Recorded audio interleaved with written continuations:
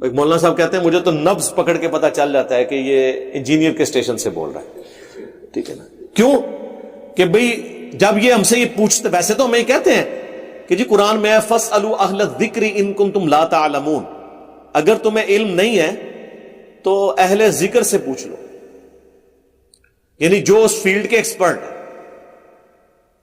اور جب پوچھنے کوئی جاتا ہے تو اس کو مسئلہ بتاتے ہیں، وہ کہتے ہیں نہیں سر اس طرح نہیں، یہ لکھا کہاں ہوا ہے، حدیث کا ذرا نمبر بتا دیں، نمبر نہیں آتا چیپٹر بتا دیں، ٹائم لینا ہے تو قیامت تک کے لیے ٹائم بھی لینا، آیت بتائیں کہاں لکھی ہوئی ہے.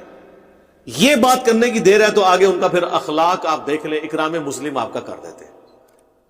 وہ ایک عالم صاحب کی ویڈیو نہیں اپلوڈ ہوئی، کہتے ہیں نہیں کہ میں پوری رات اس غم میں نہیں سویا کہ اب سنی بھی ہم سے دلیل مانگیں گے. سنی نے تو کبھی دلیل نہیں مانگی تھی، سنی تو سن ہوتا تھا، یعنی میں کہہ رہا ہوں تو سنی تو اپنے علماء پہ اعتماد کرنے والا ہوتا تھا.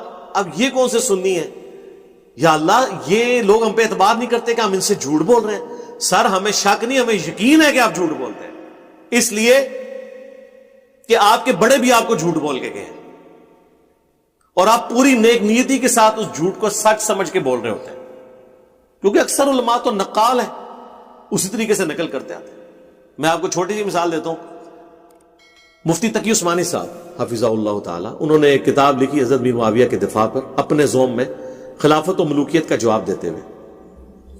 وہ ہر دیوبندی اس کتاب کو پیش کرتا ہے، یا وہ پڑھے. یقین کریں ہمارا کوئی اسٹوڈنٹ پڑھ لینا، اس کے بعد کوئی تقی عثمانی صاحب کی کوئی تھوڑی سی عزت بھی اس کے دل میں تھی تو وہ بھی ختم ہو جائے گی.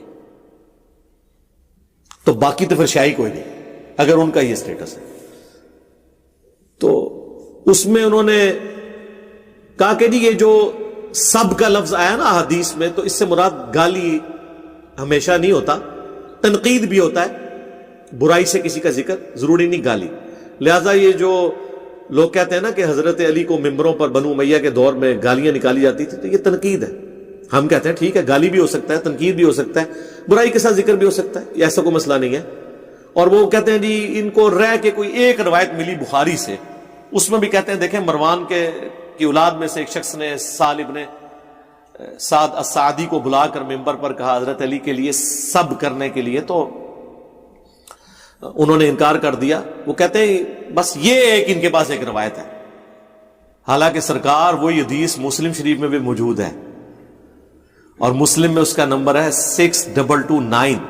غدیر خم سے اگلی حدیث، غدیر خم کے 4 طرق ہیں، 6225 سے 6228 تک، اور 6229 حضرت علی کے فضائل والے چیپٹر میں صحیح مسلم میں کہ انہوں نے تنقید کے لیے بلایا تو کہا کہو لعن اللہ ابو تراب، لعنت ہو اللہ کی ابو تراب پر، نعوذ باللہ.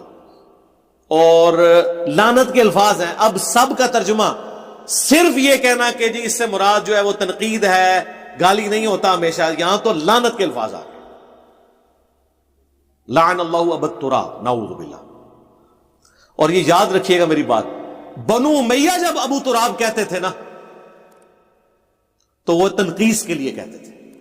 ابو تراب کا مطلب ہے مٹی والا. تو حضرت علی کو آج آپ کسی کو کہنا مٹی والا تو برا نہ سمجھے گا، لیکن حضرت علی نے اپنی کنیت خود یہ رکھ لی ہوئی تھی.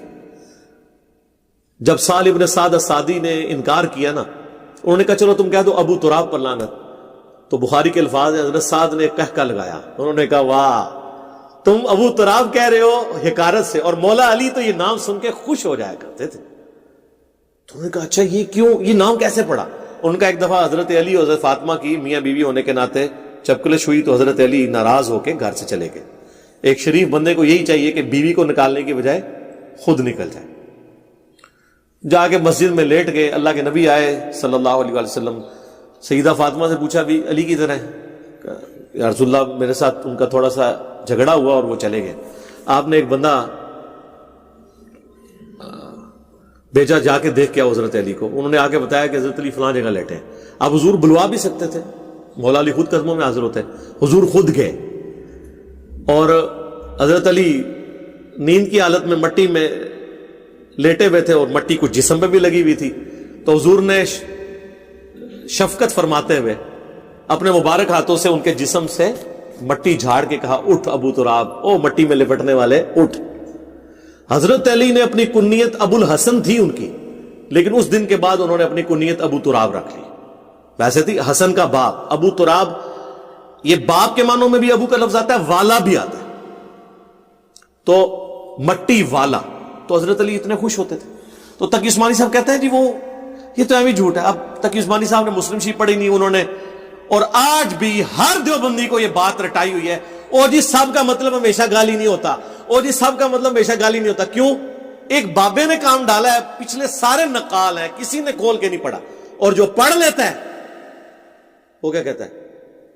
وہ کہتا ہے کہ نہ میں وابی، نہ میں بابی، میں ہوں مسلم علمی کتابی.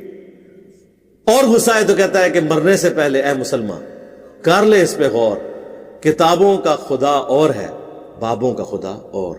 تھوڑا اور غصہ آتا ہے تو پھر کیا کہتا ہے؟ فرقوں کی دکانیں بند، the damage has been done. اور اس سے بھی زیادہ غصہ ہے تو پھر کہتے ہیں کہ بابے تے شاہی کوئی نہیں. ہاں، اگر مفتی تقی عثمانی صاحب احادیث کے معاملے میں اتنا علم رکھتے ہیں تو باقی مولوی تے شاہی کوئی نہیں. وہ تو بچارے انہی کو کوٹ کر رہے ہوتے ہیں. اس لیے اوریجنل بک کی طرف جائیں کہ اوریجنل کتاب میں کیا لکھا ہے. یہ جو ہم راگ لاپ رہے ہیں نا کتابوں میں اس لیے کہ جو بابے کتابیں آپ کو پیش کر رہے ہیں وہ ڈنڈی مار رہے ہیں. جز رفع الیدین میں امام بخاری نے اپنے استاد کے بارے میں ایک بات لکھی ہے. وہ کہتے ہیں انہوں نے ہم سے ایک دفعہ ایک روایت بیان کی تو ہمیں یاد آیا کہ انہوں نے کچھ عرصہ پہلے جب روایت بیان کی تھی تو اس میں یہ بھی الفاظ تھے، پتہ نہیں اب یہ بھول گئے ہیں یا جان بوجھ کے نہیں بتایا یا جو بھی مسئلہ ہے. تو کہتے ہیں ہم نے جب ان سے ریکویسٹ کی تو حق وہی پایا جو کتاب